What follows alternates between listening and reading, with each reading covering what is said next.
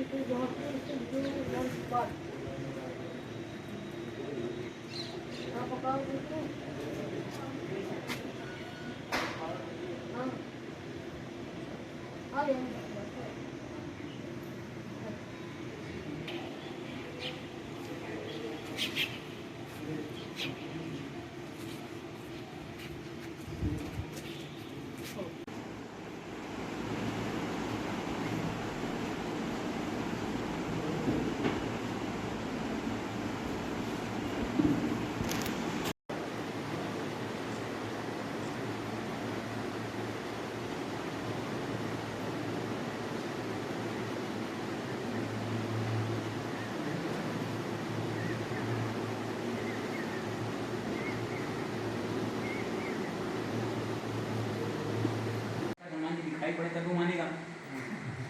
कैसे मानेगा यार, कहीं ऐसा संभव है? महाराज जी स्वामी जी भी आए थे, वो अपने भी सोचवत हैं और हमको भी आके ही पढ़ा रहे हैं। हाँ समझे नहीं है हम ऐसा आदमी।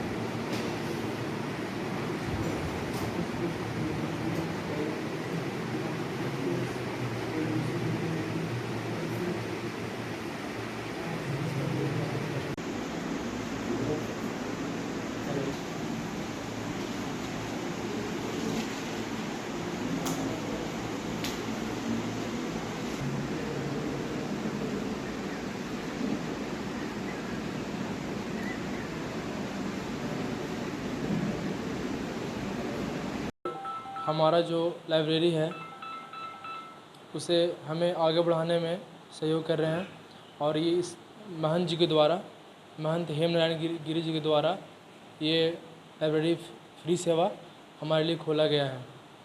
और हम ऐसे विद्यार्थी बीपीएससी के हैं, इसकी तैयारी कर रहे हैं, तो हमें पढ़ने में यहाँ बहुत लाभ मिल रहा है और अच्छी यहाँ किताबें सारे रखे हुए हैं और बाकी सब आप देख ही रहे हैं कि लोग शांति से पढ़ रहे हैं और यहाँ एक माहौल है वो क्रिएट होता है।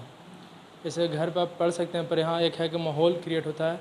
आप यहाँ पे अगर आप इच्छा करें कुछ करने का तो आप देख रहे हैं अगला व्यक्ति कोई पढ़ रहा है तो आपको मन करेगा नहीं हम पढ़ते देख कर ये भी हम पढ़ते हैं।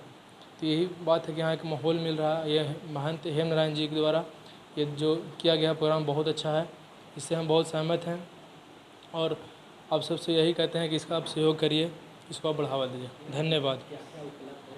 और यहाँ हमारे सुविधा के लिए महंत जी ने प्रोजेक्टर लगाने के लिए कहे हैं और सीसीटीवी कैमरा, आरओ वाटर और इन्वर्टर का भी सुविधा होने वाला है कुछ देर बाद। और जो अभी ये देख रहे हैं छोटा सा भी थोड़ा सा है और ऊपर में भी बनने वाला है। निःशुल्क है? हाँ सारा निःशुल्क है। और संस्कार भी दिया जाता है। हाँ और महंत जी के द्वारा रविवार को आकर यहाँ पर सनातन धर्म के बारे में वो बताते हैं, हमारे शिक्षा देते हैं। हर 2-3 घंटे वो सब रविवार को आते हैं। अभी तो 50 हैं और कुछ बच्चे अभी तो चले गए हैं, अब देख ही रहे होंगे अभी थोड़ा सा कम है क्योंकि अभी चले गए हैं। और बाकी लंच संस्कार में क्या दिया जाता है? संस्कार में गुरु जी के द्वारा दिया जाता है कि आप कैसे आप माइंड को शांत करते हैं, कैसे आप किसी चीज़ को मतलब लक्ष्य को प्राप्त करने के लिए आप क्या कर सकते हैं। तो वो शिक्षा देते हैं कि आप पहला बात तो शांत रहना सीखें, किताबों से जुड़ाव करें और जो भी लोग हैं उससे अच्छा वातावरण से बात करें। संस्कार हाँ हिंदू धर्म के बारे में बताते हैं कि हमारा इतिहास में क्या था, कैसे हम लोग मतलब कि संस्कृत से इतना आगे बढ़े हैं, हमारा जो भाषा है वो कितना ऊंचा गया है, ये सब सारी बातें बताते हैं गुरुजी। क्या क्या सुविधा है, क्या क्या पढ़ाई हो रहा है? यहाँ जो भी गरीब बच्चे लोग हैं उन लोग के लिए काफ़ी, क्योंकि ये जो लाइब्रेरी है वो फ्री में चलाया जा रहा है। तो जो भी बच्चे इकोनॉमिकल वीक हैं वो यहाँ आकर अपने अच्छे से पढ़ाई कर पाते हैं शांति से, क्योंकि यहाँ काफ़ी पीस भी है, काफ़ी शांति है और हर तरह के लोग यहाँ आते हैं पढ़ने के लिए। एसएससी हो गया, जनरल का प्रिपरेशन, मेडिकल, आईआईटी, सारे तरह के लोग यहाँ आते हैं पढ़ने के लिए। और यहाँ फ़ैन भी है, लाइट्स भी है, सब कुछ अवेलेबल है। एक और बात है, यहाँ की संस्कार की भी शिक्षा साधु संतों द्वारा दी हाँ जाती है। हाँ, यहाँ संस्कार की भी शिक्षा दिया, हर संडे को यहाँ दिया जाता है। साधु जी वहाँ से आते हैं और यहाँ संस्कार के बारे में बताते हैं कि आगे लाइफ में कैसे बढ़ना है, कैसे सही के मार्ग पर चलना है हम लोगों को, ये सब चीज़ के बारे में वो बताते हैं। ये हर संडे को होता है। हाँ, हर संडे को होता है।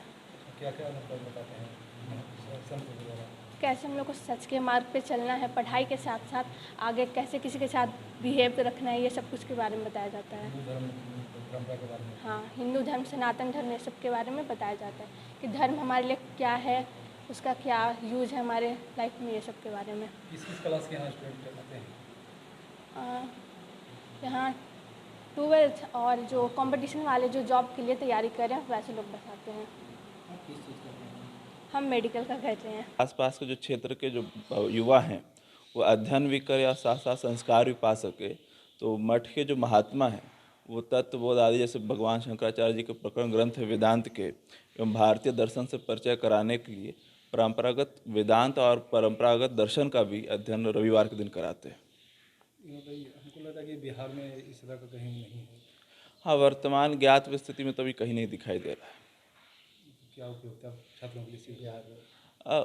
छात्रों के लिए उपयोगिता ये है कि उनको परंपरा से कम दर्शन का ज्ञान हो रहा है। जैसे कि भारत में कहा भी जाता है हमारी परंपरा में कि दर्शन जिसके पास ज्ञान नहीं है तो उसके पास नेत्र होते हुए दृष्टिविहीन है।